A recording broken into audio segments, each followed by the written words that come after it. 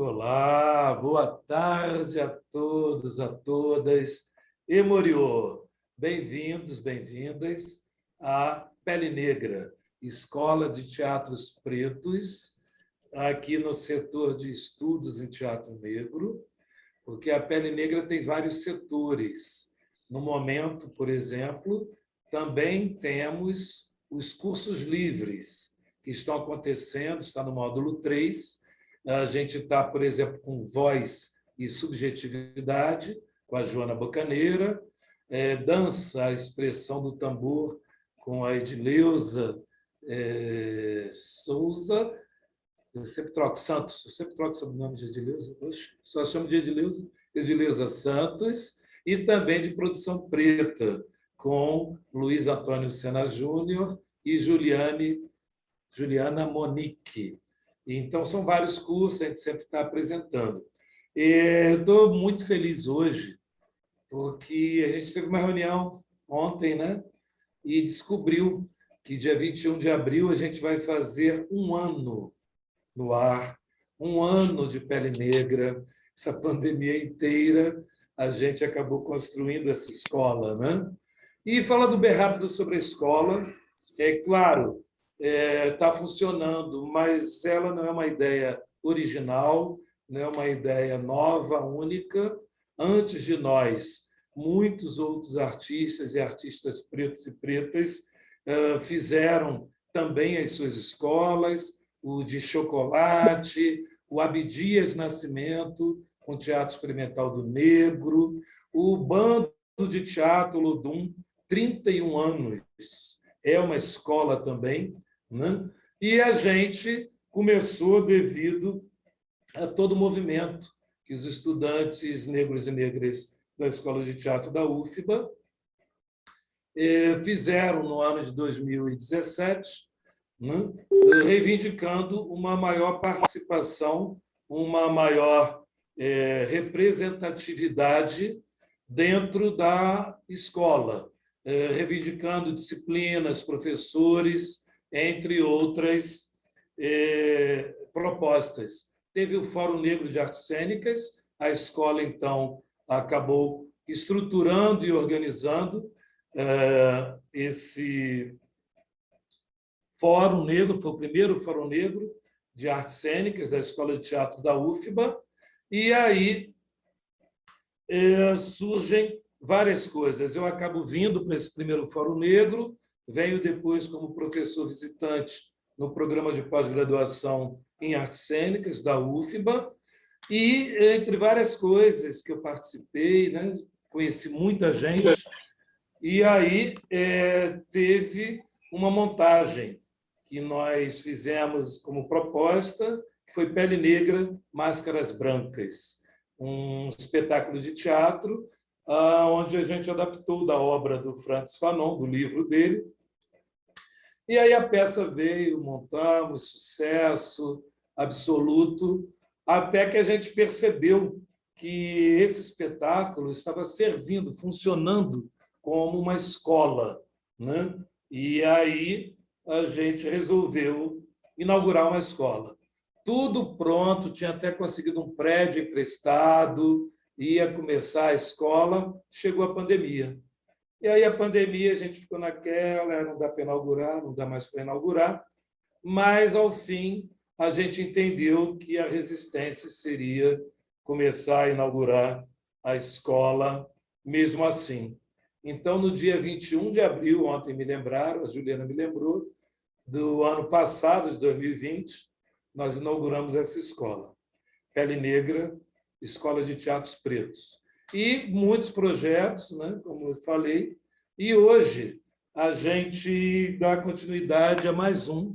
A gente tem feito conversas com a escola. No primeiro, nós tivemos Diana Taylor, né, que foi a criadora do Instituto Hemisférico, e vários livros sobre performance, e isso foi muito interessante conversar, uma amiga já de algum tempo, muito próxima ao Zeca Ligeiro, ao NEPA, e também ao Teatro do Oprimido, ao Boal. Depois, a gente teve o Zeca Ligeiro conosco, meu orientador, professor eterno, lá da Unirio. E aí fizemos o Schechner, Richard Schechner, o criador da performance, dos estudos da performance, que gentilmente conversou aqui também conosco na Pele Negra. Tivemos um encontro que não aconteceu, mas vai acontecer, com o Márcio Meirelles, que criou também a Companhia dos Comuns, criou o Bando de Teatro Olodum. É um diretor que, uau, né? Para mim, um dos melhores, longe, né? De uma geração longa de encenadores que fizeram escola, né? Eu coloco o Márcio exatamente igual a Amir, Boal, Zé Celso, para mim igual mesmo, e teve um probleminha, a gente vai refazer. Mas hoje, né, a gente conta com a participação da professora Cristine Dochamy, também uma pessoa muito próxima, inclusive, aqui dando spoiler, ela está no conselho editorial de um livro novinho que eu estou organizando com outras parceiras e parceiros sobre teatro do oprimido de universidade. Está saindo, está no prelo, já já. E também, principalmente, por isso ela está aqui hoje, do Teatro Negro. Ela tem uma pesquisa muito interessante e é isso que hoje está aqui para a gente conversar. Então, vou pedir a Daniele Souza, a nossa Dani, para fazer aqui a apresentação da professora Cristine Dochamy. Boa Dani, tarde. por favor. Sim. Boa tarde a todas, a todos. Então, a professora Cristine Dochamy, ela é pesquisadora em antropologia da arte no Instituto dos Mundos Africanos, que é o IMAF, e professora em artes cênicas na Universidade de Franche-Comté.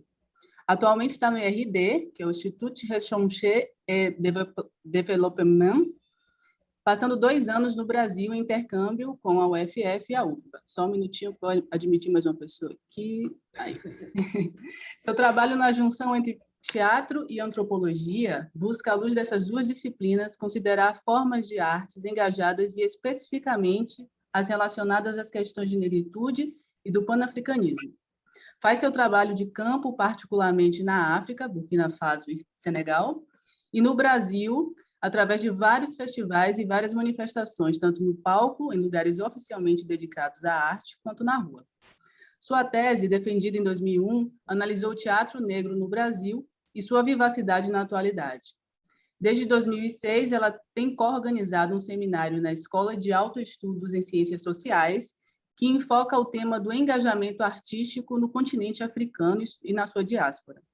Trabalha também sobre questões políticas e artísticas relacionadas ao patrimônio imaterial no Brasil. Co-dirigiu um longa-metragem na 3ª edição do Festival Mundial de Artes Negras, em 2010. Faz performances e documentários ligados a essas questões. Dentre as suas principais publicações, no prelo, como o professor Lico falou, né? O Teatro Negro no Brasil, de 1944 até 2014, Confraria do Vento. Com vocês, 2021. Cristine Dochamy. Cristine? Tudo bem? Sim. Só quero dizer que eu consegui baixar, então eu posso ficar aqui também orientando o...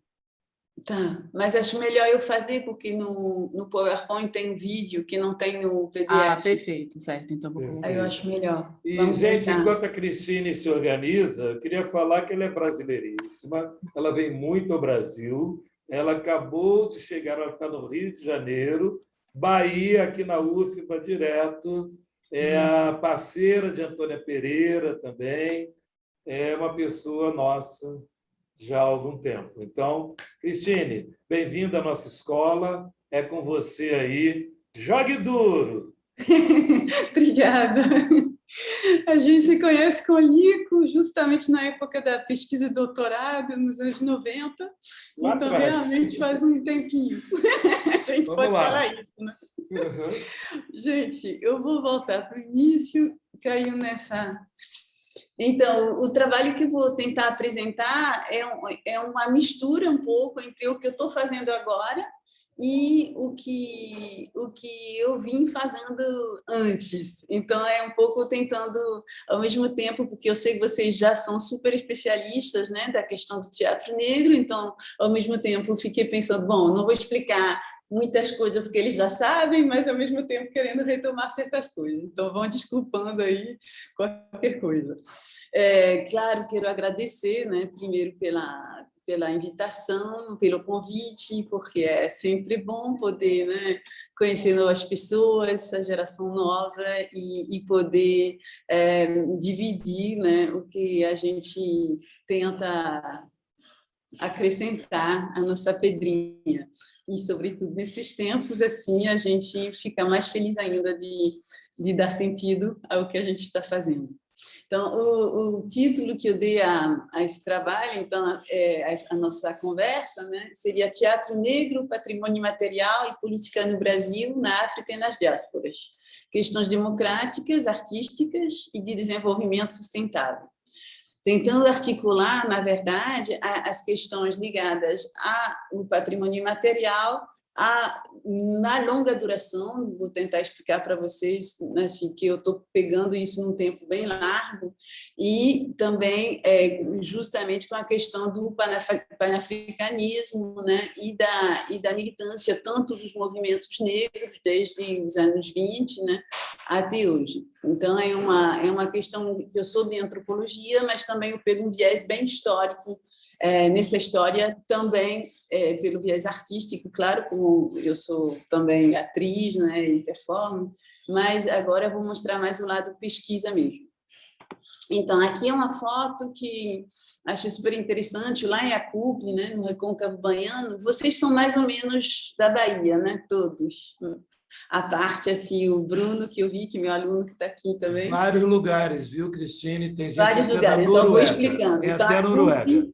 A CUP fica no Recôncavo Baiano, perto de Salbara, Santo Amaro, e eles têm essa manifestações de negro fugido, e o dia da apresentação, isso foi em 2018, um dos domingos de apresentação, eu fiz essa foto assim, né, com o Malcolm X, a Marielle, né, que é um grafite que tem na Rua de Acupe, uma das principais ruas de Acupe, né, junto com essa pessoa que está fazendo caçador dentro da brincadeira do negro fugido. Então, achei que era bem representativo, mais ou menos, da junção, na verdade, dessas questões hoje em dia no país, porque não se pode isolar, como na época não se isolou, na época do Abdias Nascimento, Solano Trindade, hoje em dia também, eu acho que é essa minha tentativa de não isolar um e outro, mostrar o quanto isso está vinculado.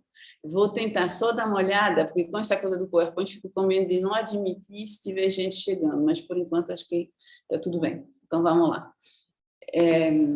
Então, isso que eu estava dizendo, né, como vincular o folclore, o patrimônio material e a arte e o teatro contemporâneo na hora do panafricanismo.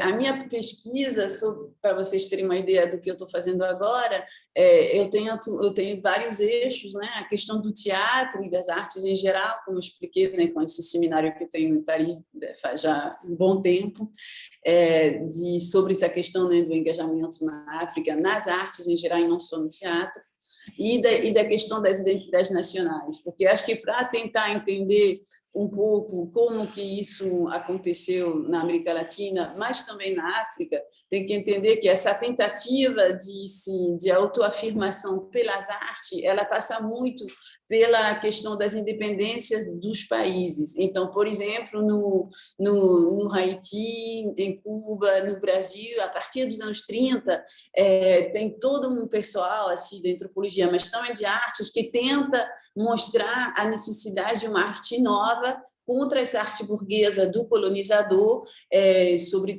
também nas belas artes, né, tentando reconhecer outro tipo de artes, que não seja só da pintura a óleo, essas coisas, e a gente, pronto, estou admitindo aqui, e a gente vai mostrando, eles vão mostrando como também no teatro, nesses vários lugares, se precisa de uma arte nova, e essa arte nova, ela deve reconhecer as supostas minorias, porque eu estou dizendo supostas, porque essas minorias são maiorias, na verdade, né? As supostas minorias afro-ameríndias dentro de uma nova concepção de arte. E isso que eu estou tentando vincular e mostrar que isso aconteceu da mesma forma a partir dos anos 60 na África, com Senghor e com os outros, com as outras lideranças, né, africanas, mostrando que eles também tiveram o mesmo movimento de reconfigurar a arte dentro tanto de um país novo, mas que se vinculava também à ideia de um homem novo, negro, valorizado enquanto tal, não tendo mais opressão ligada à cor e à cultura, né? Então, vai se vinculando de uma mesma forma esses vários movimentos pós-independência, né? Que a gente pode dizer pós-colônia, tanto na América Latina dos anos 30 quanto nos anos 60 na África. E esses movimentos, na verdade, hoje, eles se reencontram hoje em dia no palco com várias formas. A gente vê, por exemplo, a questão da África do Sul, né? Não sei se vocês chegaram a ver os espetáculos do Meet Plus, né? Do festival que tinha em São Paulo uns 15 dias atrás, com várias, né, pessoas da África do Sul, e mostrando justamente essa questão tão delicada, né? Da construção da identidade de um país e de uma nação, junto à questão bem pessoal dos indivíduos frente ao racismo e à segregação. Então, essa questão, na verdade, é muito vinculada às questões políticas ligadas à construção nacionais dos países e qual é o lugar de cada um nessa construção. E como, quando você decide, por exemplo, como está sendo agora dentro da política atual, assim, de colocar só umas crianças brancas para mostrar a cara do Brasil nos comerciais do governo federal, é uma escolha de construção nacional que está sendo uma escolha, né, claramente.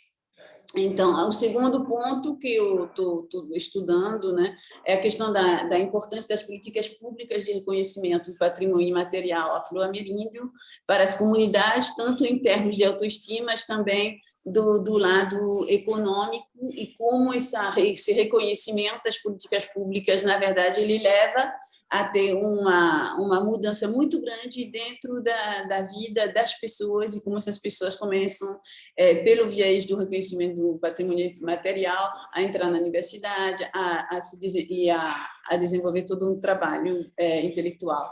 Agora, isso aí que eu não vou abordar muito hoje, porque não é questão. Então, eu estou dando aqui só uma bússolazinha sobre essa questão do folclore, né, do estudo que se chamava na época o folclore, a partir dos anos 30, né, no Brasil, Haiti e Cuba. Então, no Brasil foi o Mário de Andrade, que liderou mais. Em Cuba foi o Renato Ortiz, no Haiti foi Stéphane Alexis.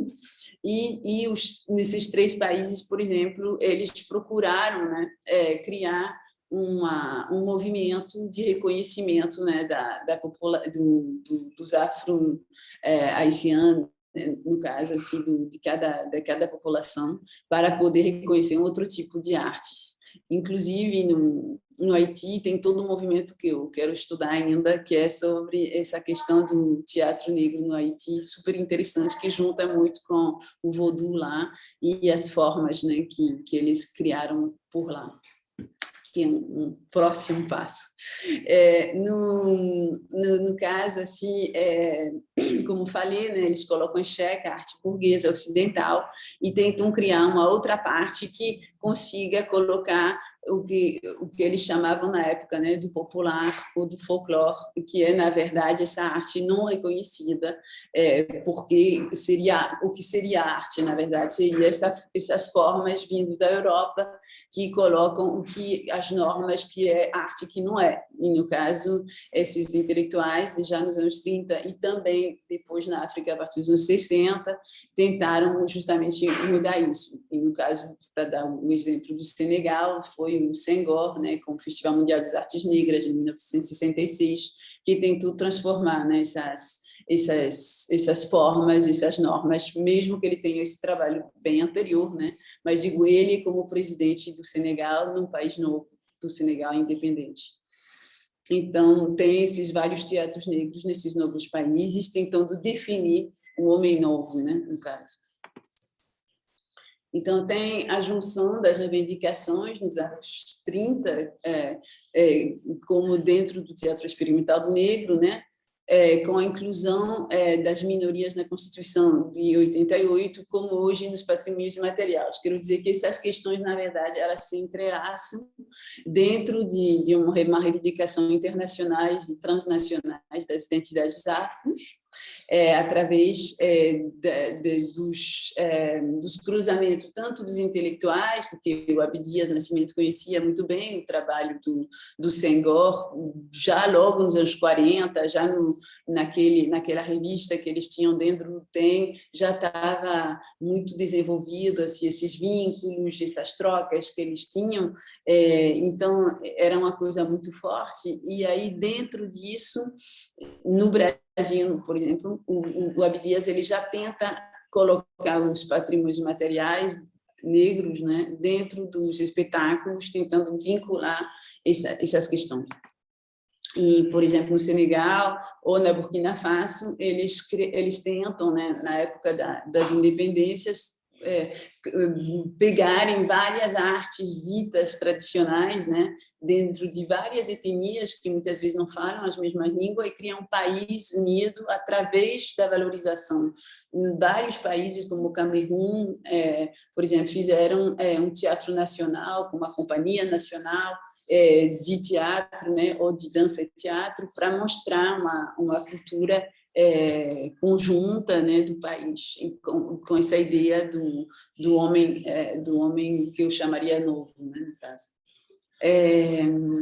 Aqui é sobre a importância, né, do reconhecimento, de estudar, hoje, um dos meus trabalhos também, que é tentar valorizar o que é a Constituição de 1988 e a questão da necessidade, né, de que os patrimônios imateriais das minorias devem ser reconhecidos e valorizados.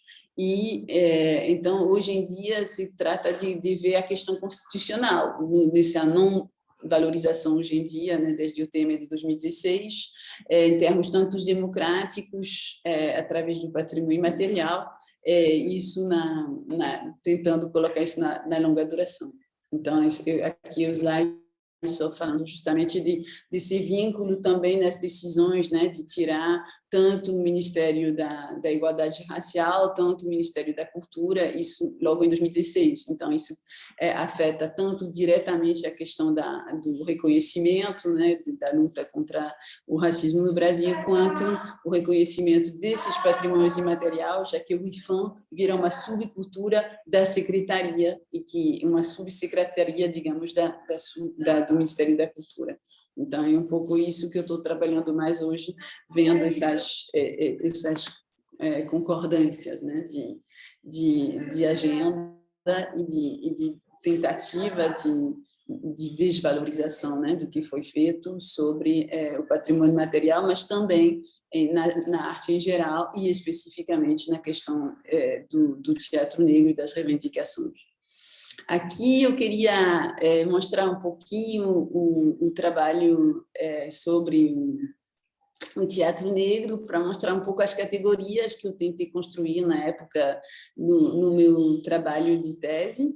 Eu estou falando um pouco rápido, me desculpe, mas é que eu quero depois poder conversar. Então, estou só mostrando um pouco as várias partes do trabalho atual para vocês ficarem bem à vontade depois para perguntar. Aqui, então, é uma foto da Dona Ruth e do Abdias Nascimento, que na fundação mesmo do Teatro Negro, né, com o Abdias Nascimento, essa foi do Emperor Dow Jones, em 1945, e como, na verdade, eles não tiveram muita escolha na peça, né, na época não tinha tanta não tinham nenhuma peça de dramaturgia brasileira, tanto é que o Abdias, que era super bem incluído dentro do meio do artístico, ele já foi logo pedindo, né, para o Boal, por exemplo, estou falando Boal porque tem o Lico também aqui, mas ele foi logo perguntar para o Boal para fazer uma peça, para escrever uma peça para ele foi logo perguntando para todos os amigos que ele tinha lá no Café Vermelhinho, né, no centro da cidade do Rio de Janeiro, e eles, porque muitas vezes se pensa como se fosse isso uma questão militante, completamente fora do meio artístico, e não era o caso. O pessoal do Teatro Negro, do Abdias e da Tropa e tal, eles estavam super bem enquadrados dentro do meio artístico, e o trabalho dele era de uma super qualidade em termos artísticos. Eles trabalhavam com Thomas Santa Rosa, com todo mundo que era referência na época, tanto nos cenários, tanto na roupa, tanto eles tinham realmente um super, eles eram muito bem enquadrados. Agora, quando começou, realmente ainda não, eles decidiram pegar essa peça, que era um pouco uma forma se a gente for olhar muito a fundo a peça, uma certa exotização da África, né, das etnias africanas, tal, mas como era o que tinha, eles pegaram essa peça. Aqui a gente vê uma foto do Filho Pródigo, né, de Luiz Cardoso, que foi uma dessas primeiras peças escritas a pedido do Abdias, que tem na antologia, né, que ele fez de 68, tem a antologia do Teatro Negro de Abdias, que foi bem precursora justamente com essas peças todas. E aqui eu falo que essa linha de teatro da época foi uma linha de uma África sonhada. Eles voltaram, né, pegaram essa imagem da Bíblia, né, e eles tentaram criar uma África sonhada a partir da Bíblia, com essa questão, com uma roupa bem estilo árabe, né, e tentando colocar a África na África do Leste, mais quase do lado da Palestina, né, já que é a questão bíblica, né, do filho pródigo. Então, é uma África sonhada, que eu chamo. Aí, depois, mudou a visão um pouco do teatro experimentado negro, colocando a África na Bahia. Isso, quando comecei a fazer minha pesquisa, né, em 95, 96, eu percebia, quando eu saía da Bahia, que para todos o teatro negro e África era a Bahia. Eu encontrei a Dirce Thomas, por exemplo, em São Paulo, encontrei vários, sobretudo pessoal de São Paulo, pessoal do Rio também, mas era claro que já tinha o Bando de Teatro Olodum, mas fora do Bando de Teatro Olodum, para eles, assim, a referência de África realmente era Salvador. Então, em vez de buscar fora do Brasil a questão, o que seria a África, né, porque não se atravessa o Atlântico todo dia, eles começaram a colocar a África dentro da peça Aruanda, né, de Joaquim Ribeiro, que pegava a ideia, não sei se vocês já estudaram isso, mas vocês já viram essas coisas todas, eu vou mais rápido, menos rápido? Fale aí, Lico. Fica à vontade, você pode passar, porque tem algumas pessoas que não são da escola, mas okay. Vai no teu tempo, vai tranquila. Tá bom. Aqui, então, a peça Aruanda é uma peça que colocava a Rosa, né, que é a heroína da peça, ela se apaixona pelo orixá dela. E o marido, ciumento, ele machuca a Rosa e ela fica muito feia para o orixá não gostar mais dela. E como é uma peça meio machista, aí realmente o orixá não gosta mais dela, porque ela ficou feia.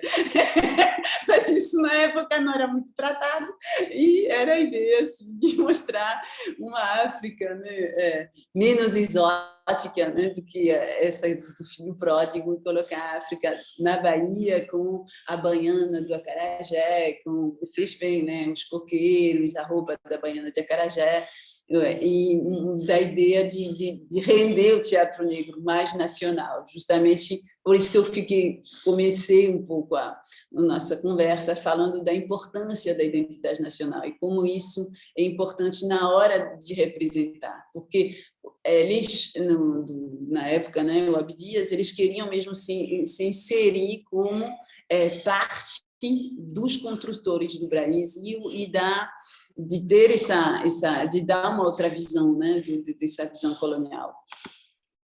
Aqui é a peça Sortilégio de Abdias, né, quando ele está atacado pelos eguns, aqui atrás, e que essa peça Sortilégio, e onde ele coloca claramente, porque a peça anterior da Ruanda era mais uma peça que mostrava, que colocava mais a Bahia como personagem, e não tanto o candomblé. Mas aí, no caso, agora ele tenta colocar a peça dentro completamente do candomblé, colocando, né, sempre a mulher branca num papel negativo, no caso assim, desse doutor Manuel, que se apaixonou pela mulher branca e, por conta disso, nega a sua cultura.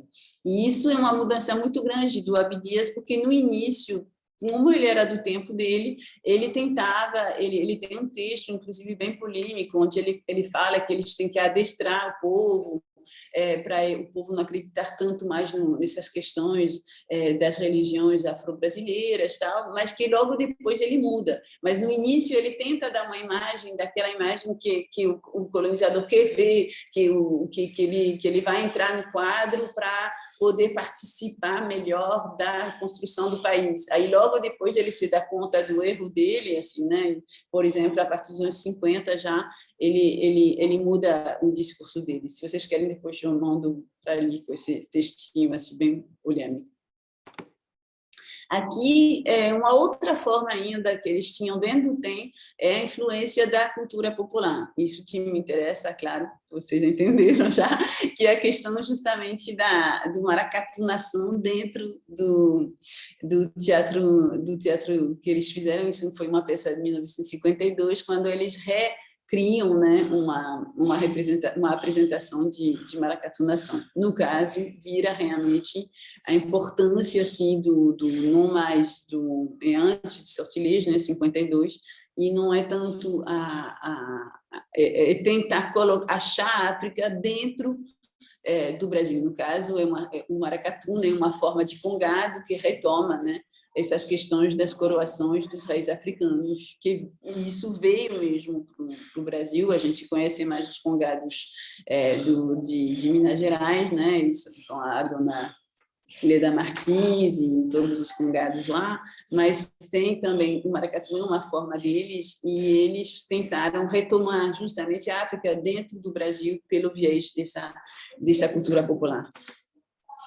Aqui uma foto que o Godi, né, que é o grande ator lá da Bahia, me deu na época que fazia a minha pesquisa, que é justamente que mostra, né, o Abdias na primeira reunião na fundação do MNU na Bahia, em 78, o Abdias Nascimento no meio, e ali eu queria mostrar justamente como que o MNU, na época, a articulação, né, dos conceitos de raça e de classe, e como o Abdias Nascimento e o Solano Trindade, eles marcaram assim, duas concepções de teatro negro, justamente um estejando mais ligado à questão da classe, que era o Solano Trindade, e outro mais a questão mais intelectuais e mais ligada aos conceitos da negritude, mais no sentido mais intelectual, mais próximo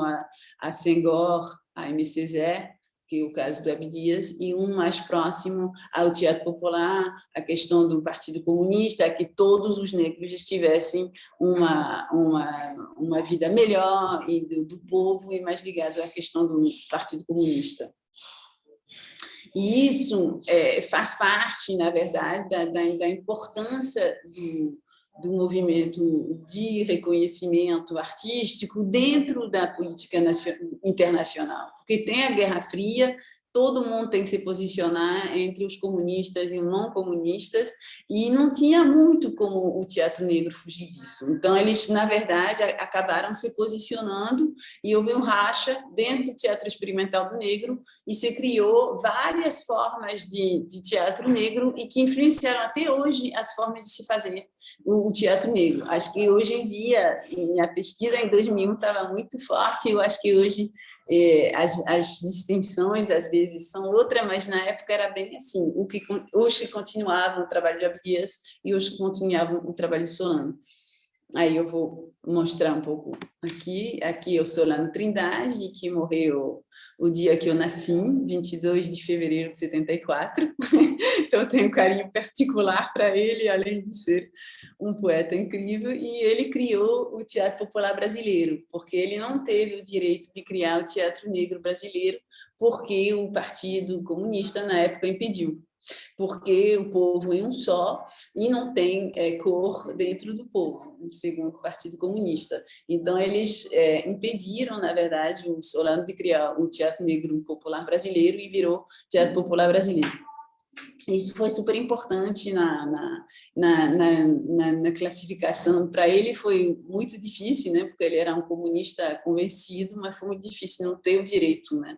De colocar a questão da cor dentro, junto o que a gente chama hoje de interseccionalidade, né? Na interseccionalidade hoje a gente coloca a questão da cor, a questão do gênero, né? E vai fazendo uma articulação melhor com várias entradas. No caso do Partido Comunista da época, eles eram radicais e não queriam essa articulação. Aqui é a Companhia Brasiliana, né, do Haroldo Costa, e o Teatro Popular Brasileiro do Solano Trindade. Essa foto é da Brasiliana, a Brasiliana do Haroldo Costa, e eu estou fazendo um trabalho um pouco com ele, sobre isso com o Jair Martins, que a gente trabalha justamente com o Haroldo Costa para mostrar a vivacidade que foi essa Companhia Brasiliana, que foi uma outra, que foi um racha também entre a Companhia Brasiliana e o Teatro Popular, para mostrar que começou com o TEM e aí vai de racho em racho, criando muitas companhias de teatro negro. E isso, na época que eu comecei a estudar, nos anos 95, 96, você pensava que só tinha tido o TEM e que tinha parado por aí.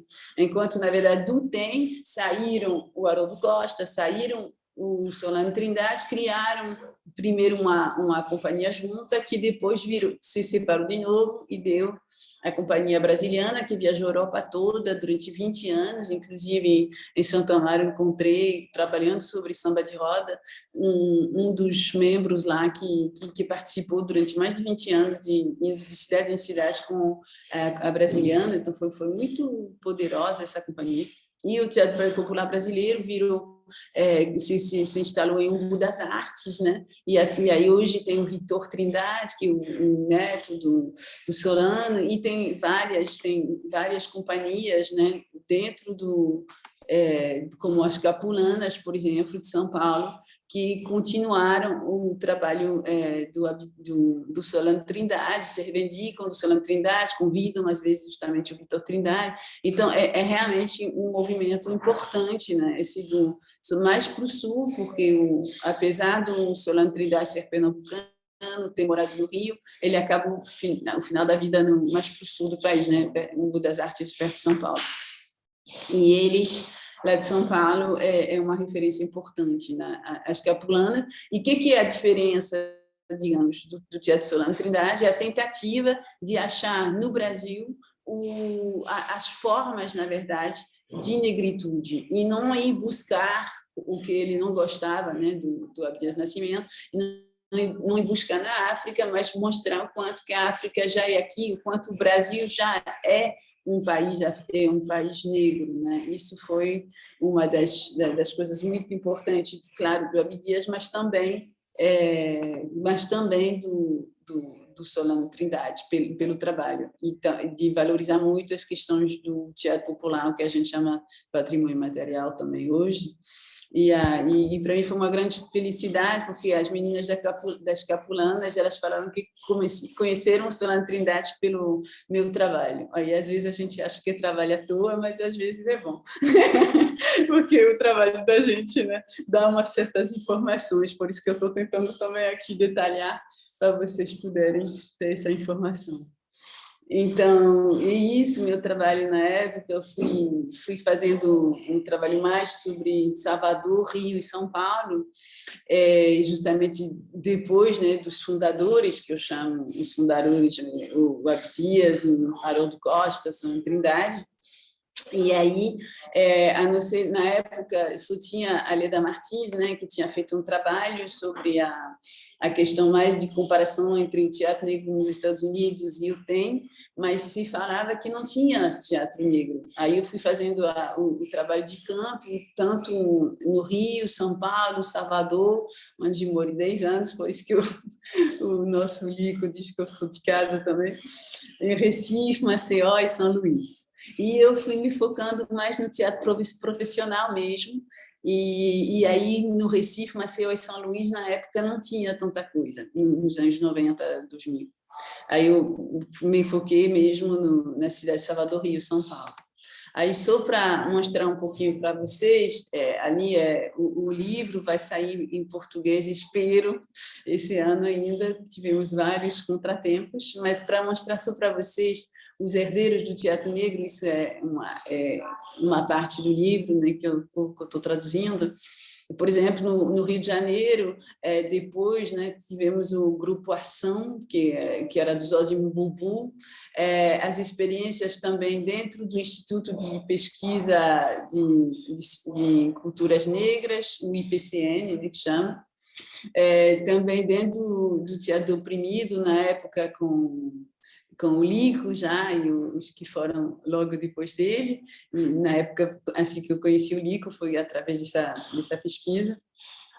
Tinha, no Rio de Janeiro, na época também, a Companhia Black e Preto e a dissidência, né, da Companhia Étnica, que hoje continua trabalhando.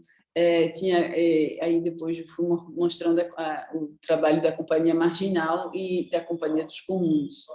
Isso foi o trabalho que eu mostro no Rio de Janeiro. Em São Paulo, em 2000, assim, mas isso é do livro que eu terminei então, em 2014. Em São Paulo, mostrei que tinha um teatro experimentado negro de São Paulo.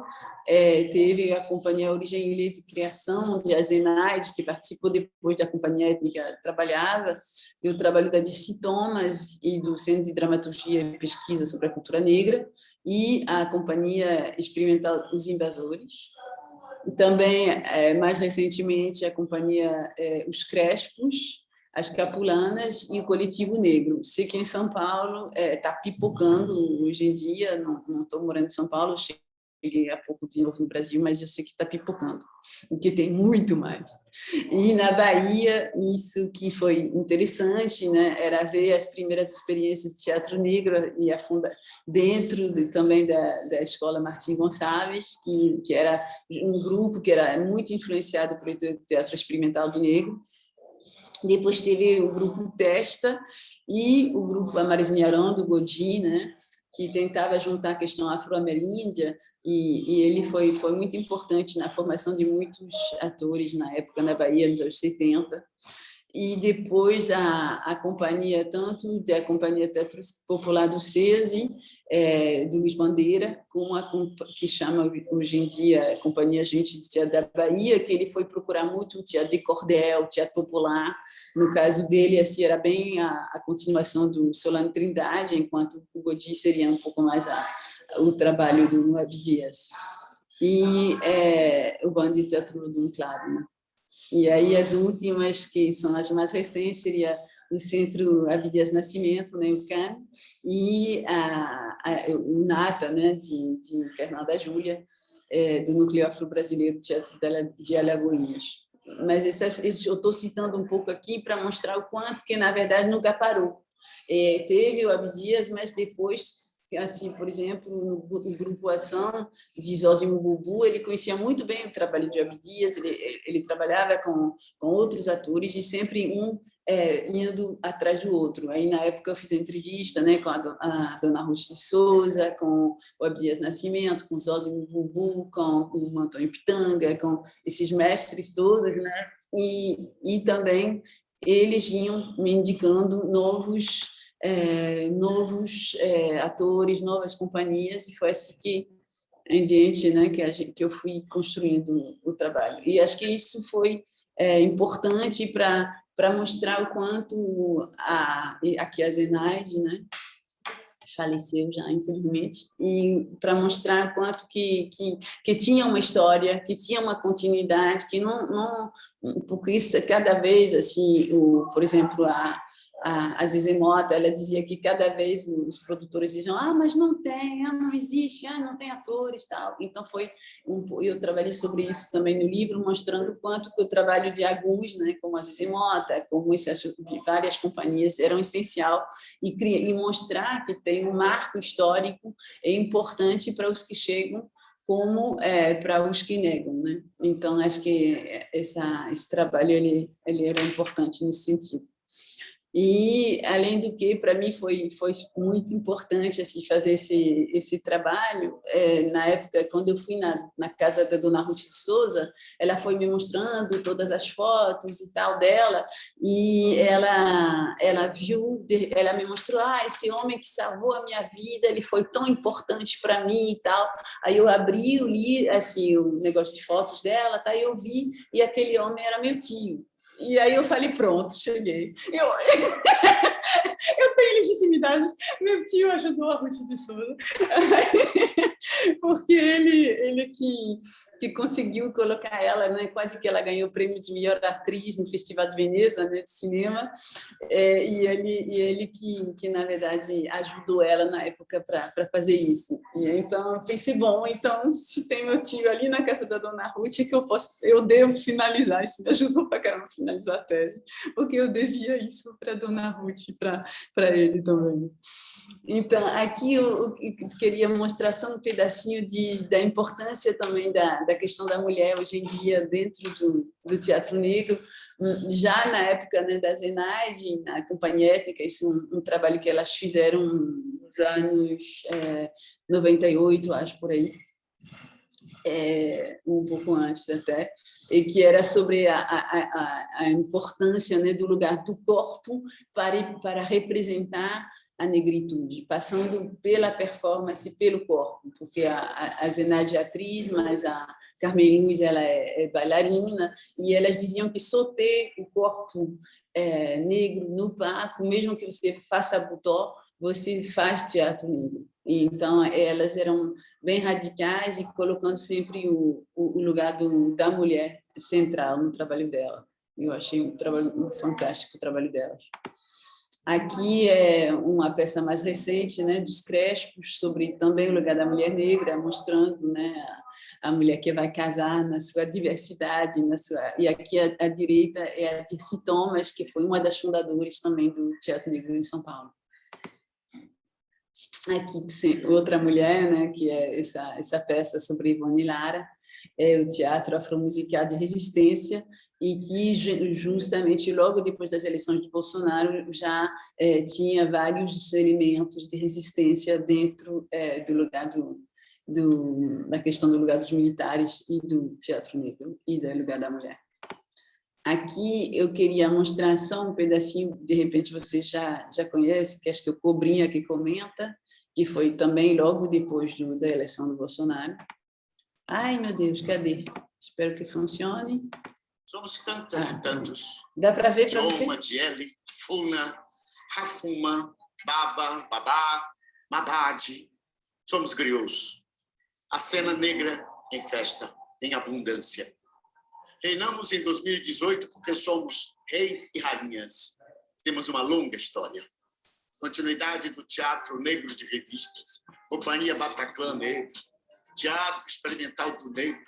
Buscamos uma narrativa própria, onde a maior parcela da população brasileira se enxerga em cena e nos bastidores, sentindo-se representado.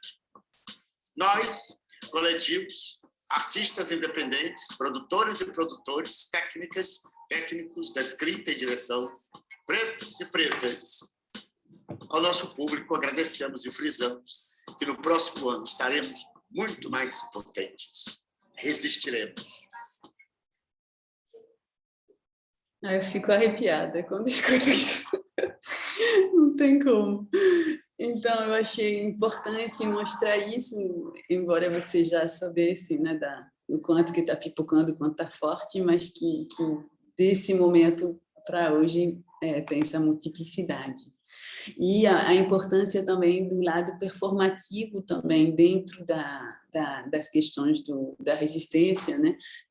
Sobretudo performance em homenagem a Maria Franco, que a gente teve tanto aqui, por exemplo, é um grupo da Unirio, né? da Tânia Alice, que eles têm o Performance Sem Fronteira e fizeram um trabalho aí de sombras, com a sombra da Marielle, né, nos Arcos da Lapa. Então, essa performance de resistência, colocando performances que às vezes não são peças, né, enquanto tal, mas que tem muitos performers que trabalham sobre essa questão hoje em dia, né, afro, e de reconhecimento, né, do lugar de cada um. E aqui também é uma outra performance que tinha de um grupo afrodescendente da Universidade de Juiz de Fora, que é o coletivo Descolônia, e que trabalha mais com artes visuais, mas também com a arte, com performance. Eu queria mostrar só um pedacinho aqui. Isso.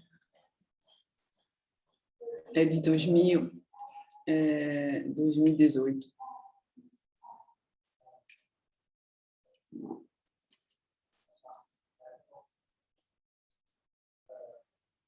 De lá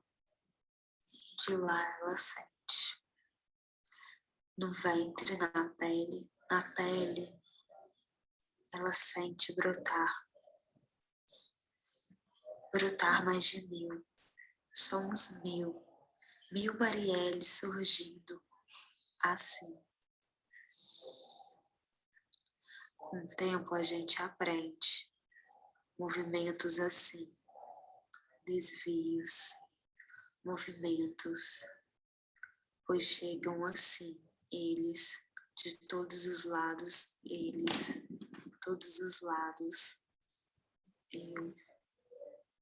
eu, os tiros, eu, me levanto, eu, não sou tua, eu, não sou a tua nega. Deixa a gira girar, caída, me querem caída, um símbolo a destruir. Eu vou mostrar tudo, porque queria mostrar outras coisas, mas só para vocês tiverem um pouco mais dessa vivacidade performática também. Aqui eu estou pulando para outra parte, que é justamente sobre como essa questão assim, que a gente vê muito no Brasil, na verdade, ela existe no mundo inteiro. É uma questão super importante, tanto na Burkina Faso, quanto na França, quanto no Senegal, que essa questão é justamente internacional, de um movimento de retomar, né, as cenas e de ficar de volta, né, para o lugar da cena. Então, aqui, por exemplo, foi no Festival Le Recréatral, que acontece de 2 em 2 anos na Burkina Faso. Queria tirar isso aqui para vocês verem melhor, mas... E aqui ela justamente falava da companhia tcheca, né, que ela chama... Aí eu não consigo ler, mas... Tatiana Rojot, da Costa do Marfim, e a peça chama A Dama de Ferro, e mostra justamente o lugar da mulher, porque eu estava falando do lugar da mulher. Então, aí ela mostra justamente o lugar da mulher, a importância da mulher, e ela tem 4 personagens, onde ela mostra a figura, né, que baixa muito a cabeça, que só quer casar com francês. Aí o outro é uma mulher que virou super... Assim, essa aqui quer casar com francês, só fala de comida orgânica, não sei o quê. É uma comédia, mas é muito engraçado. Aí tem a outra que é mais que é a figura da mãe também, que quer guardar as filhas, e mais de uma questão tradicional da família, da cidadinha onde nasceram, tal. Então, mas é sempre sobre o papel da mulher. Eu acho assim, que tem um movimento muito forte dentro, tanto no Brasil como internacional, com a questão da mulher. Aqui é uma mulher da Tunísia, né, dentro desse mesmo festival, só que em 2018, que é justamente o lado mais performativo, e a gente participou numa organização chamada, de um projeto chamado IF Manga, dentro do Festival de Guerra Teatral de 2018, só com performance, justamente de reivindicação do panafricanismo e da questão política. No caso ali, vocês veem, né, como se fosse uma passeata, e o pessoal bota espelhos para cada um se ver dentro daquela passeata. Então, Kaena Sanaa, ela é de Tunísia e ela queria denunciar justamente o roubo, né, da revolução da Tunísia, né, de 2011, e ela queria mostrar assim, que, na verdade, cada um se vê dentro da passeata, e eles falavam todas as línguas dos performers que estavam carregando como chama esse negócio quando você vai na passeata, esqueci o nome, mas e cada um assim falava as línguas em comum, e era super bonito para mostrar a unidade dentro da diversidade. Manifestantes. Né? Isso.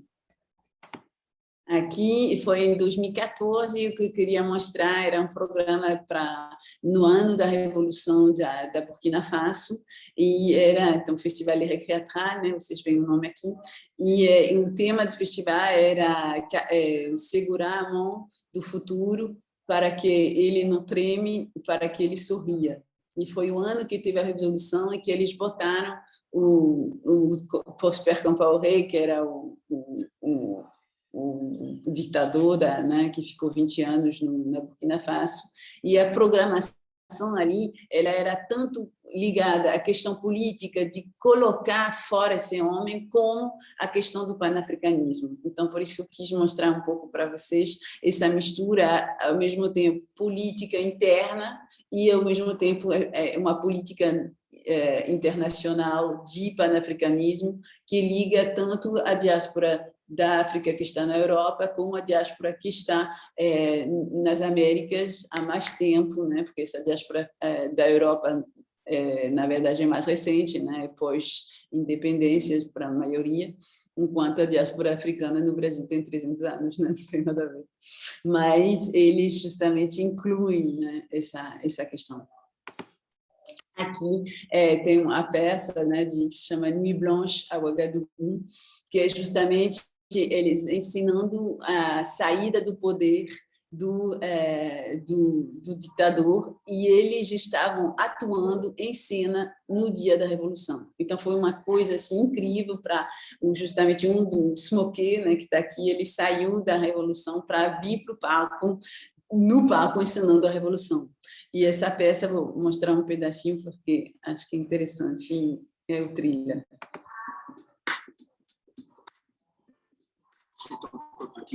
Et danse-théâtre. En une nuit blanche, une danse de tract, que personne ne flanche.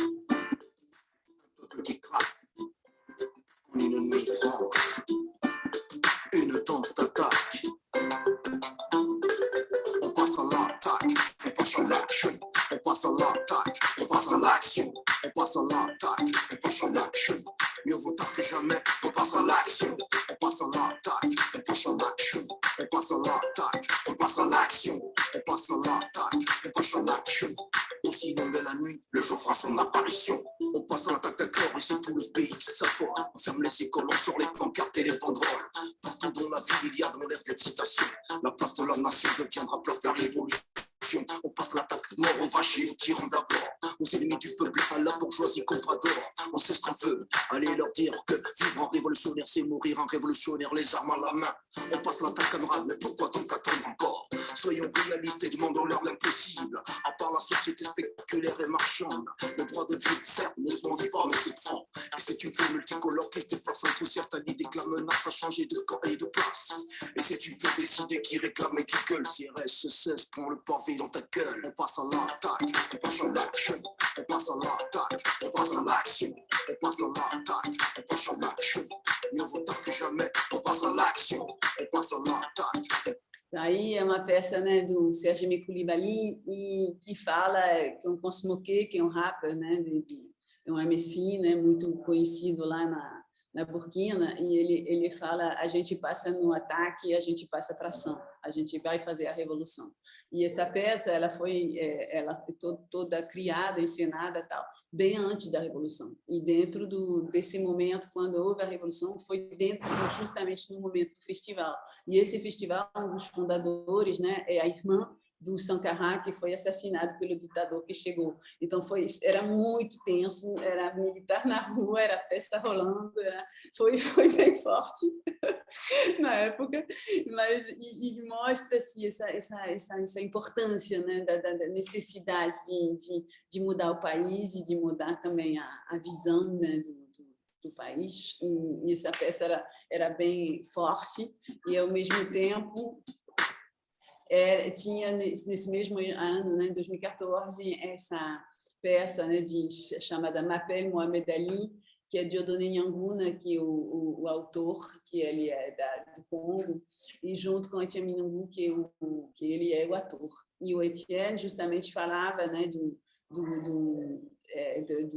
Mohamed Ali e dessa questão pan-africana, né, que trata tanto dos Estados Unidos quanto da África, quanto da Europa, e dessa mesma questão. E todas as peças eram super engajadas assim, politicamente naquele ano. E é interessante que em 2018 já não era, quando voltei não era tão engajado, mas parece que a anterior voltou a ser engajado. Então tem essas idas e voltas, mas esse festival ele é muito central nessa questão assim da questão do teatro negro, da reivindicação de um lugar diferente para os atores negros, a importância.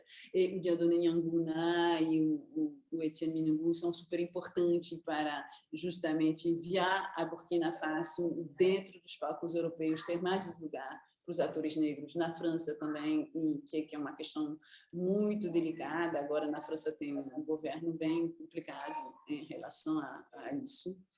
E é muito difícil, né? Estão condenando os movimentos negros, tá muito tenso. Mas essas figuras, né, depois da morte de George Floyd, aqui nos Estados Unidos também, na França foi um movimento muito forte e já tem há tempo, né, também exatamente quase ao mesmo tempo que a Escola de Teatro de Salvador foi bloqueada, uma peça, né, foi bloqueada em 2019, acho que foi janeiro, março, né, 2019, que uma peça foi bloqueada em Salvador, em abril foi bloqueada na Sorbonne, justamente porque tinham pintado atores brancos com máscara negra.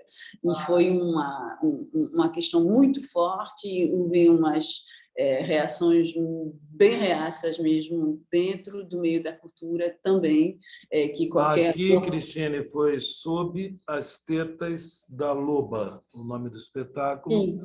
E a organização Dandara Guzmão foi que bloqueou. Pronto. E aqui, no caso, em La Sorbonne, era uma peça que falava justamente que era uma retomada de uma peça de teatro grego.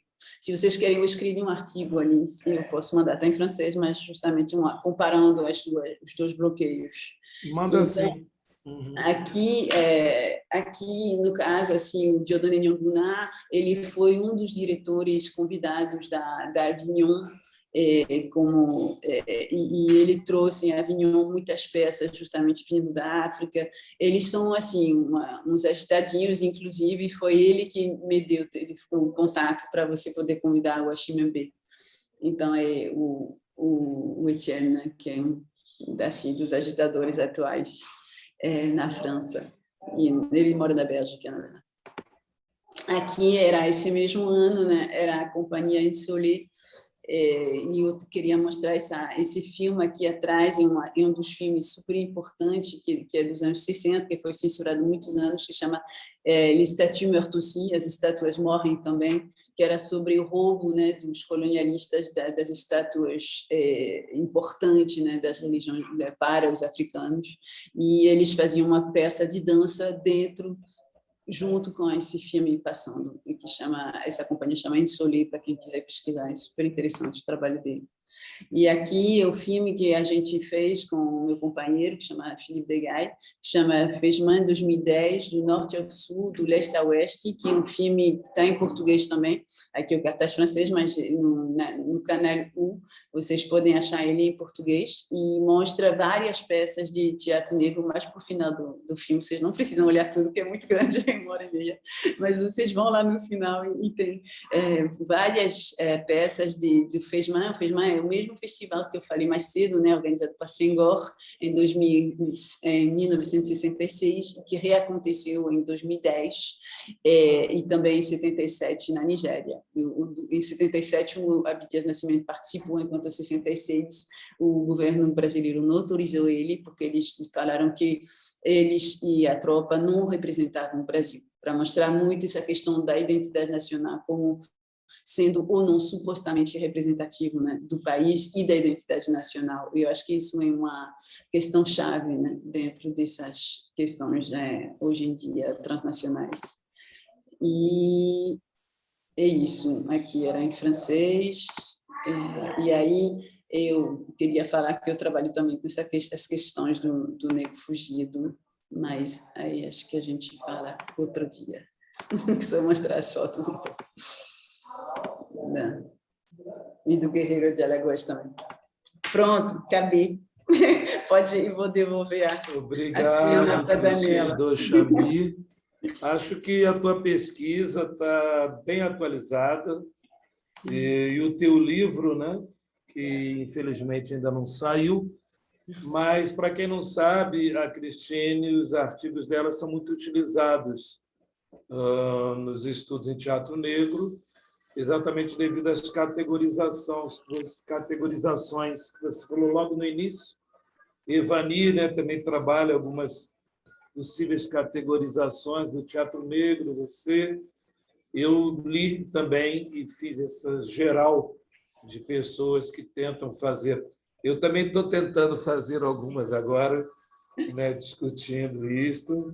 E aqui na Pele Negra, uma escola nova, mas com muitos alunos que estão pesquisando, muita gente da UFBA, e estão surgindo coisas bem interessantes. Quero te agradecer bastante e abrir aqui para quem quiser conversar. Dani, eu te peço que olhe pelo chat, que eu sei que muita gente não gosta de dar a cara, de falar. Aí fica ali escrevendo, essa cultura que eu estou aprendendo também, ficar escrevendo ali, né? E não falar, para tudo, eu discordo, eu concordo. Então, se tiver alguém pelo chat. Agora, eu dou preferência a quem quiser falar diretamente com você. Quem quer falar com Dochamy? Aberto.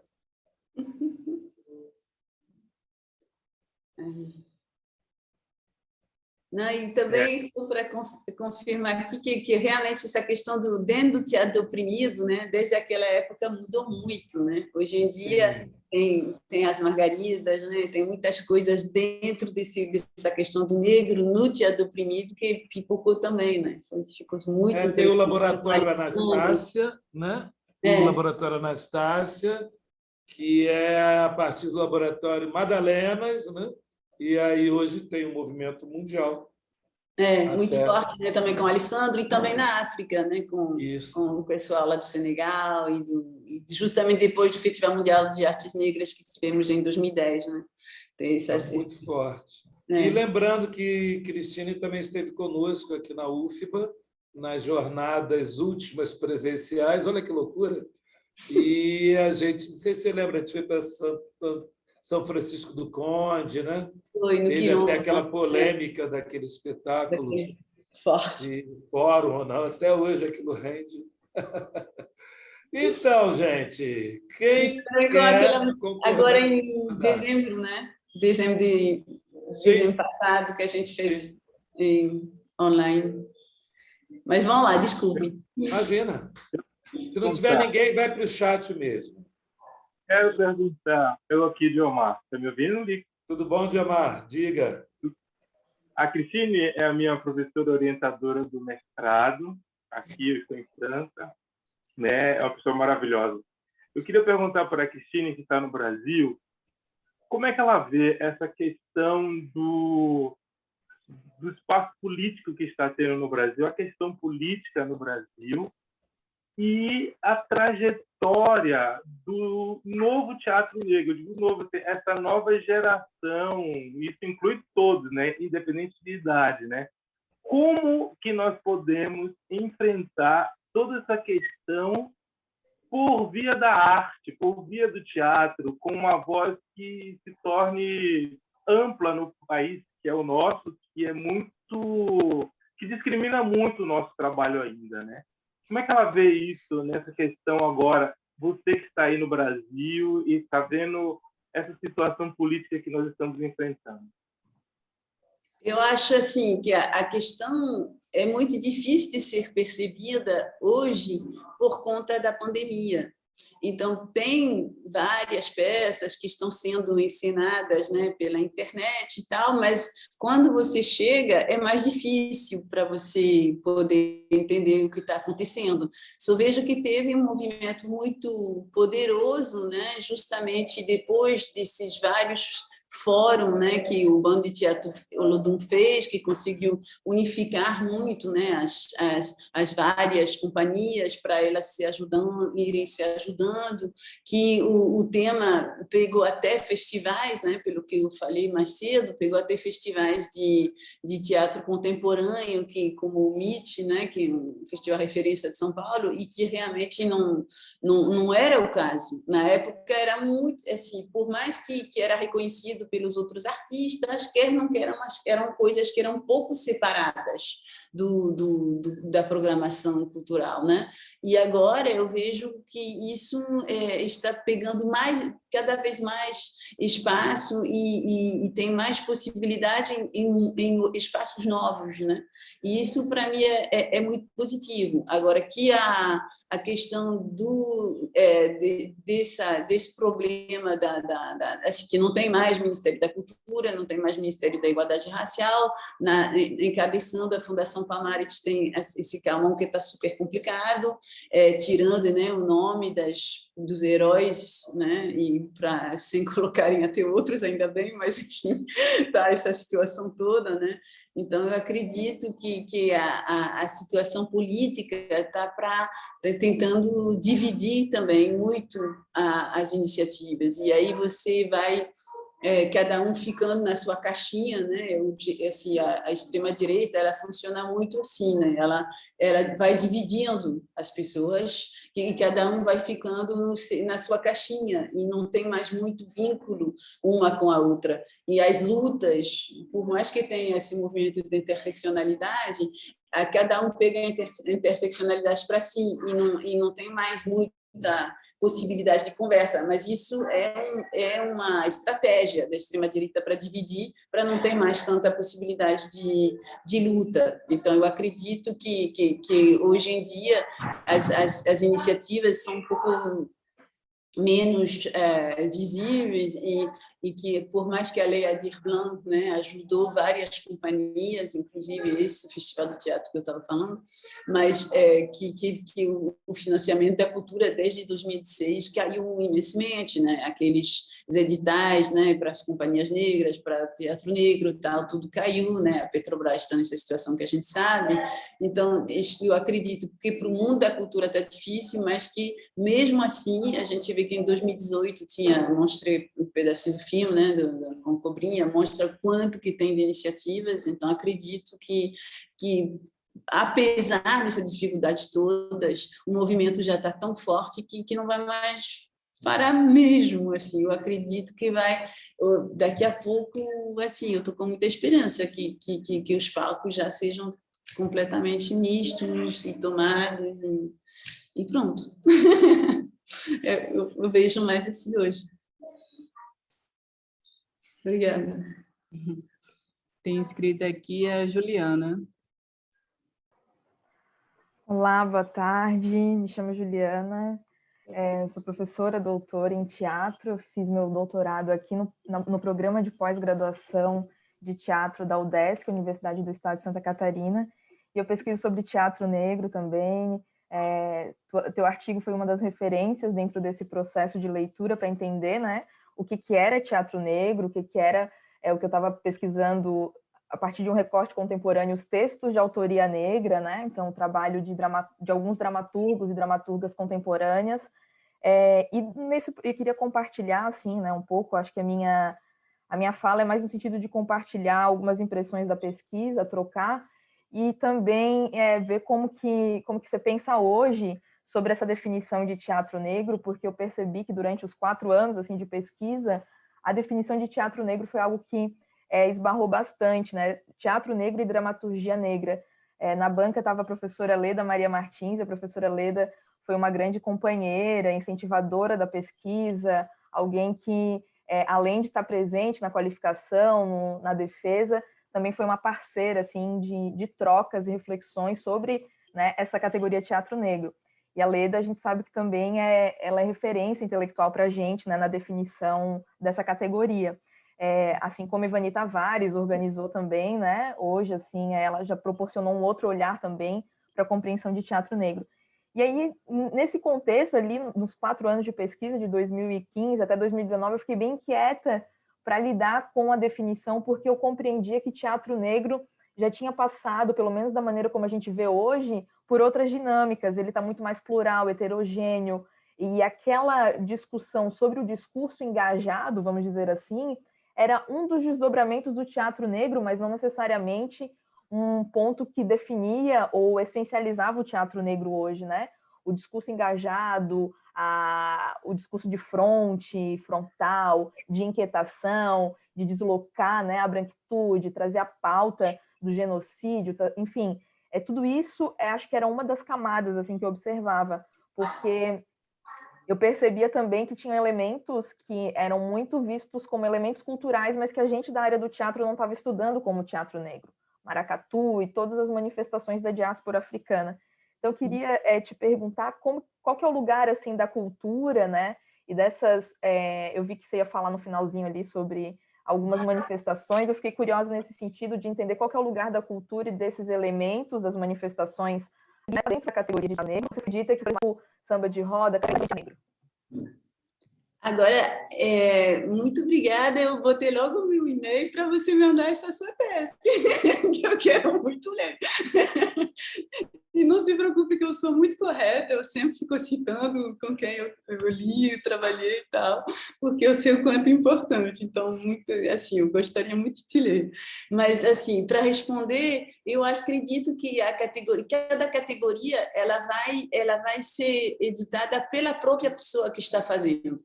Então, no meu caso, eu fiquei utilizando essa categoria teatro negro porque era o que os próprios atores, diretores, tal, estavam reivindicando. Porque mesmo na época as pessoas diziam, mas isso é racista. Eu falei, não é racista porque as pessoas, eu não sou eu branca dizendo que é teatro negro, eles que reivindicam o teatro negro. Tanto é que hoje em dia tem essa escola de teatro negro e está aqui um movimento muito forte. Então, acredito que cada categoria ela vai dando, né, o nome que acha importante para o movimento que está fazendo. Então, o movimento de teatro negro muitas vezes vem de atores que estão querendo criar um outro teatro, que é como eu falo muitas vezes, é como se fosse um laboratório, né, de uma vida como a gente gostaria que existisse, muitas vezes, né, de um laboratório de um Brasil melhor, entre aspas, mas de uma possibilidade de uma outra coisa. Dentro do movimento, por exemplo, dos Estados Unidos, houve 2 movimentos também, um mais político, né, com Barracá, por exemplo, e um que tentava mais, a Jandier Favre, desculpe meu filhote, a Jandier Favre que trabalha muito com essas 2 questões, que um que era mais de frente, assim, polêmico, e o outro que tentava mais falar das pessoas como viviam, da forma da língua, que era mais afro-americana, dessas formas de... Então, nos Estados Unidos teve essa forma. Eu acredito que aqui também, às vezes, tem umas formas mais frontais que falam mesmo da questão ligada a várias questões, né, dos policiais, do racismo, das questões dentro de elementos históricos para falar das lutas dos escravos contra a escravidão, que não foi nada da princesa Isabel, que teve essas lutas todas, né, o João Reis, etc. Mas aí essa questão do teatro, dentro do teatro negro também tem outras formas, né? que falam mais do dia a dia, da forma de ver a cultura, etc. E muitas coisas hoje em dia, relacionando a mulher, relacionando a questão do trans, relacionando, né, o que é ser uma mulher negra hoje em dia, o que é ser um transexual, então tem várias questões, né, que vão se desdobrando. Agora, a questão da cultura, das brincadeiras, né, como chamam os que participam, eles dizem que são brincantes, né, que eles brincam, que eles não são atores, não são artistas, mas, ao mesmo tempo, para mim, isso tem a ver com a definição do que é arte. E que essa definição do que é arte, ela herde, né, do colonialismo e do Império Português. Sobretudo, que o Brasil tem essa questão muito forte de ter o reino dos portugueses, que acabou sendo, no século XIX, no Brasil. E que todos os países da América Latina têm essa questão do colonizador. Mas o fato de ter tido, no século XIX, o rei de Portugal morando, colocou mais ainda essas normas, digamos, europeias, como norma de arte. No caso, a gente vê que antes do imperador chegar, tinha muitos negros nos palcos, muitos, e que depois que o imperador chegou, tirou os negros porque tinha que ser brancos com sotaque português. Mas que antes, mesmo era colônia, era tudo, mas tinham negros nos palcos. E que isso foi um movimento bem forte, né, no século XIX, de tirar os negros dos palcos. E de botar essas normas brancas de teatro europeu, também de belas artes europeu, também, etc. E tal. Então, acredito que, na verdade, essas pessoas elas não consideram que fazem teatro negro porque foram colocadas nesse lugar de folclore, na caixinha, né, na caixinha de fora da arte. Mas tem um movimento, hoje em dia, muito forte, entre outros pela Lia de Itamaracá e pelo produtor dela, né? Eu também fui produtora da Lia durante um tempo e tal, mas que é um movimento muito forte de tentar transformar isso, primeiro em termos de cachê, porque não tem nada a ver pagar uma caixa de cerveja para um e milhões para outros, né? No mesmo dia, na mesma festa, na mesma praça, no mesmo palco, né? A gente sempre vê, né? Os sambadores vão ganhar uns R$1.000 para 12 pessoas e aí vai né? Não sei, Barra Mário e vai ganhar R$100.000, né? E a prefeitura de Santo Amaro vai dizer que não tem dinheiro. Aquela mesma história que a gente vê no Recife, vê no Recôncavo, vê onde tem esses pontos de cultura, né? Então, esse é um ponto super importante. E tanto é que a Lia de Itamaracá ela foi convidada pelo Museu dos Correios para ser considerada como performer. E ela mostrou todo um trabalho sobre a Lia de Itamaracá como artista, como performer, como compositora, e isso colocando ela no outro lugar, né? E isso acho que foi uma das questões assim, super importantes. A Bienal de Artes também de Salvador, com o Heráclito, ele chamou, no mesmo patamar, no mesmo nome, ele chamou umas pessoas vindo cantar do povo de Candomblé e uns performers de belas artes, né? Os dois chamando de performer, recebendo o mesmo cachê, na mesma... Então, tem um movimento muito forte para tentar colocar em outro espaço, porque essas questões de patrimonialização, elas não refletem muito sobre se é arte, se não é arte, elas não se posicionam, elas só tentam valorizar a manifestação, tal, valorizar os brincantes, né? Mas não se posiciona muito, nem a Unesco, mas isso é mundial, não tem um posicionamento. E isso, acho que isso é um primeiro passo. Outro passo, que também é importante, desculpa que você desdobrou, mas são muitas questões que vão juntas. E o outro passo é a questão dos artistas hoje em dia, que vão buscar no patrimônio material umas formas de inspiração e, ao mesmo tempo, de homenagear esses brincantes. Então, por exemplo, tem sobre o Negro Fugido, né? A peça que o Rui, acho que é Rui Rui de Minas Gerais, me deu um buraco agora. Vou voltar a lembrar, mas é no Festival Mundial de Arte Negra. Rui como? Moreira? Rui Moreira, isso, desculpem. Então, o Rui Moreira, ele apresentou uma peça no Festival Mundial de Artes Negras em 2010, que ele misturava o patrimônio material do negro fugido junto com o patrimônio material do samba, que acabava de ser reconhecido, e ele criou uma peça em homenagem ao negro fugido, mas de dança contemporânea.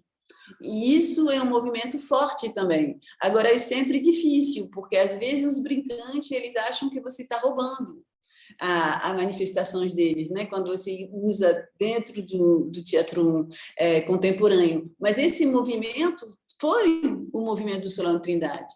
E é toda uma vertente do teatro negro brasileiro, pelo menos até os anos 2000, que eu conheço melhor. Mas eu acho que isso de como... E por isso que o Abdias dizia que o trabalho do Solano não era teatro, porque tinha uma briga forte entre os dois aí. Porque ele dizia que eles estavam só retomando maracatu, coisas, mas que não estavam criando em cima uma nova dramaturgia e tal, e que, na verdade, eles consideravam que o importante era que não era teatro, porque o Solano, me perdi, mas o Solano retomava justamente essas questões de dito folclore na época, né? Então, mas eu acredito que isso é central, porque é onde tem, né, as representações da cultura afro-ameríndia, né, no país, e que está muito vivo, e é por isso, e às vezes parece que eu estou estudando completamente outra coisa, mas para mim é completamente a continuação. Hoje em dia, realmente, eu estudo mais essas questões do que o próprio desenvolvimento, né, do teatro negro. Sou mais assim, vejo de longe. Por isso que me interessa para ver como andou.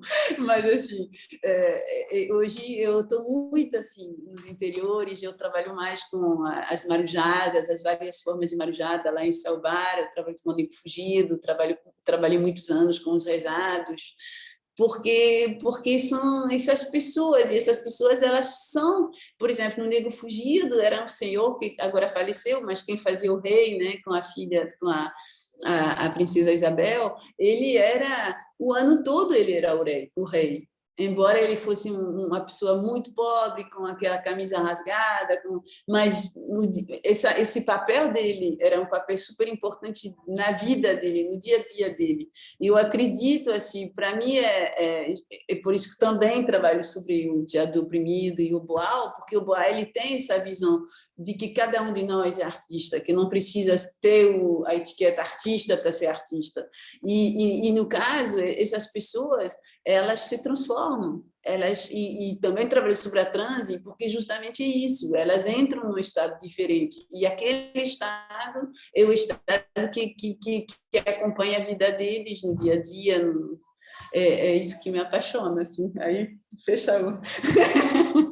fechar os três níveis, né, de trabalho, tentando. Tem outra pergunta? Não sei se eu respondi, se tem outra aqui. Uma coisa interessante, Cristine, bem rapidinho, que você fala do Boal, né?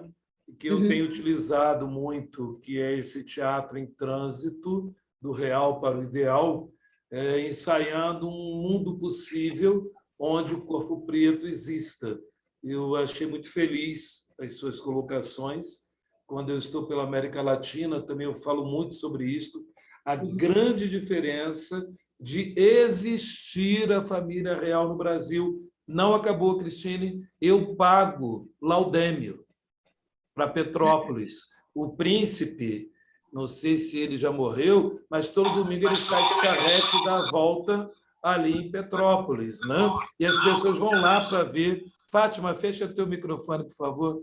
E as pessoas vão lá para ver o príncipe passear de charrete ali perto do Palácio Ouro Negro. E a gente paga esse laudêmio. Não parece, mas isso modifica totalmente arte, cultura, política, economia entre o Brasil e todos os nossos irmãos do México até a Patagônia.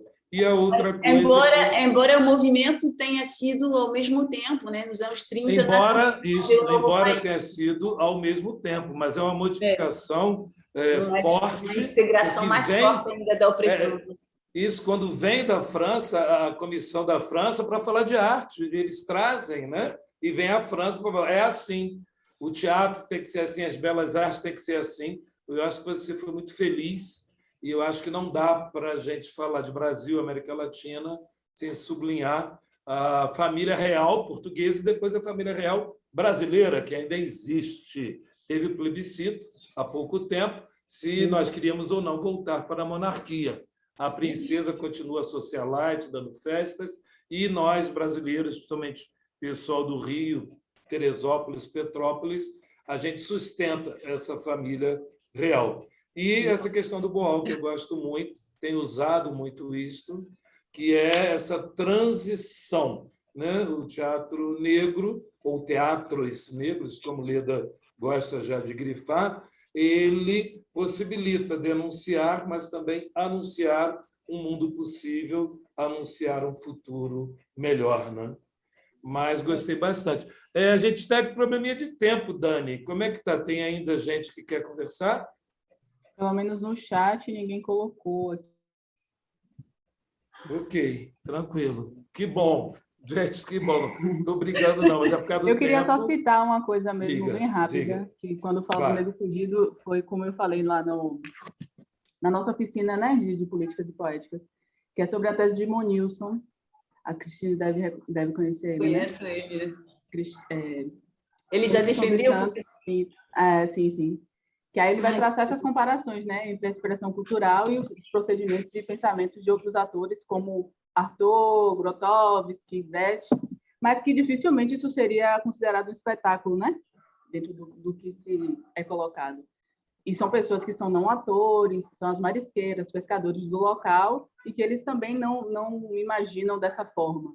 É ali uma forma de divertimento, como você trouxe, né, um momento de distração.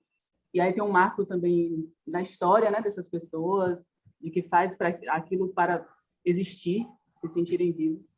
É isso. É muito importante assim, o Negro Fugido, no sentido que eles eram quilombolas, né? Então, para eles é muito importante darem a versão deles do final da escravidão.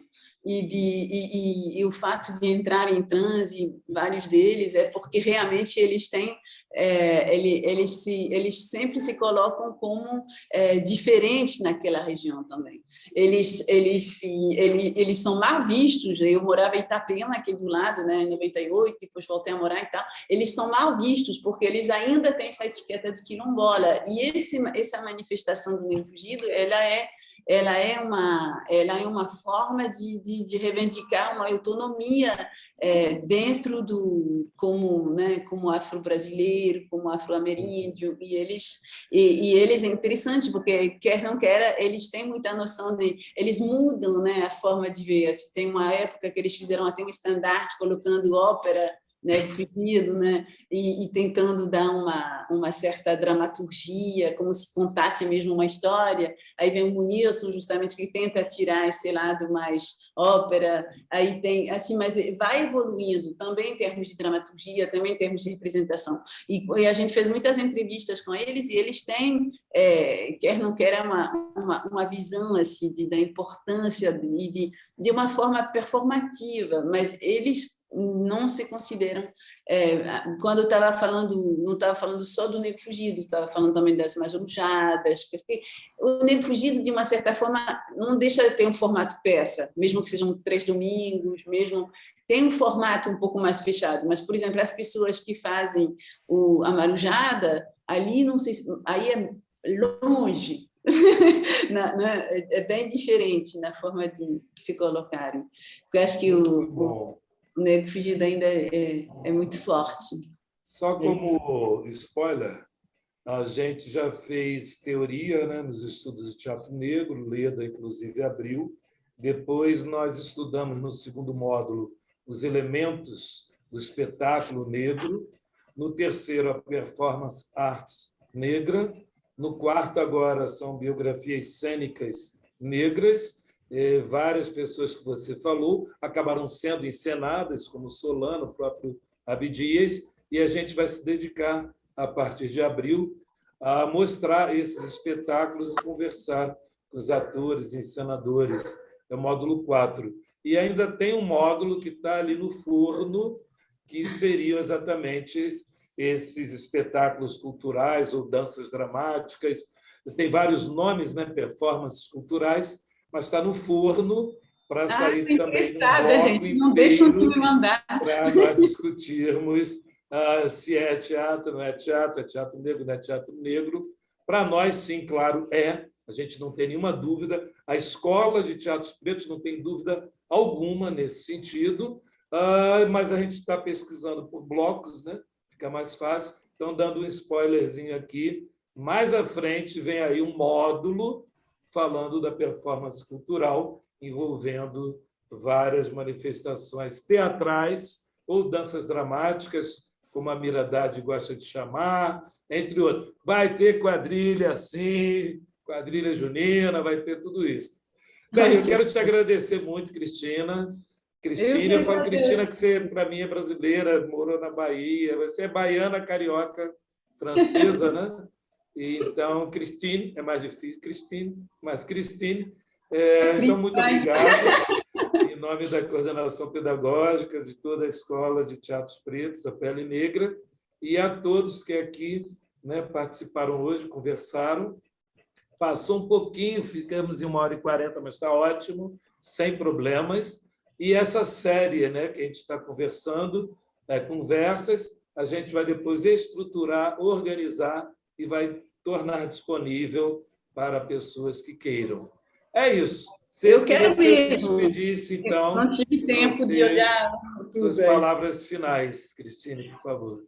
Então, agradeço muito assim, a iniciativa, né, de me convidar, e eu quero que me mandem os links toda semana, porque eu gostei muito assim, de poder escutar, né, os outros convidados, de poder conhecer vocês assim, mais novos, assim, super empolgados, e de ver assim, né, como vocês também articulam. Né? Eu fiquei feliz da Ivani, depois que eu defendi também, a Ivani ela pegou também esse tema, e, claro, a Leda antes da gente, e é muito importante ver que tem continuidade, que tem o bando, que tem o Cobrinha, que tem Lico, que tem essas questões que entram e tomam vários rumos, né? Tanto pelo teatro oprimido, tanto pela via dessas danças dramáticas, né? E com as coisas se misturando, né? Como mostrei, né? O grafite no início da palestra, né? Com o Malcolm X e a Marielle e o Nego Fugido junto,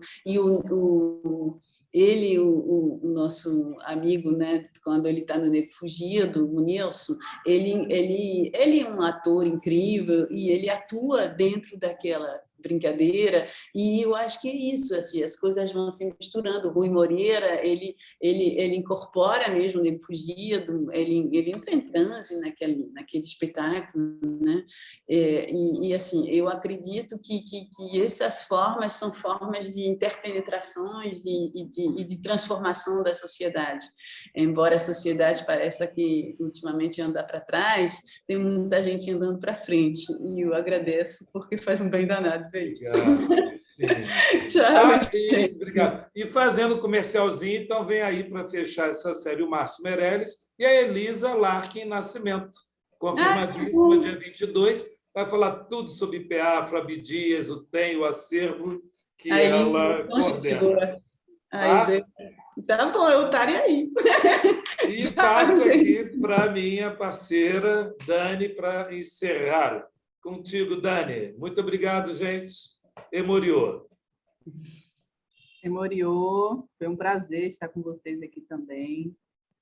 Uma ótima conversa. É para passar a vinheta? Pode ser. Certinho.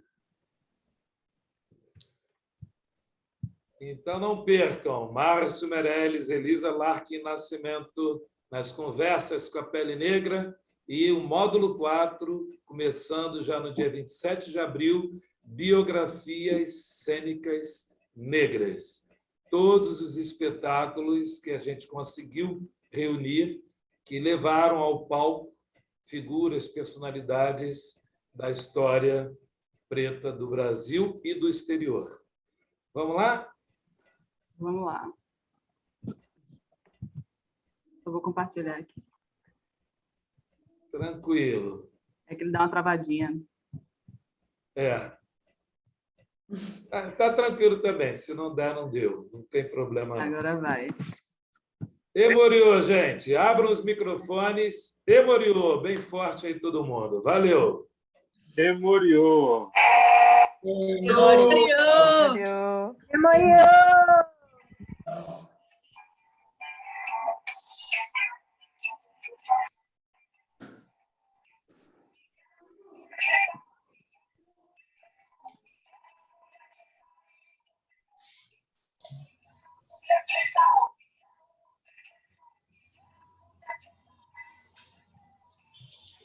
Cris, obrigada pelo convite, eu amei. Memoriou. Você está vendo a Fátima aí? Eu chamei a Fátima. A Fátima está aí, olha ela ali.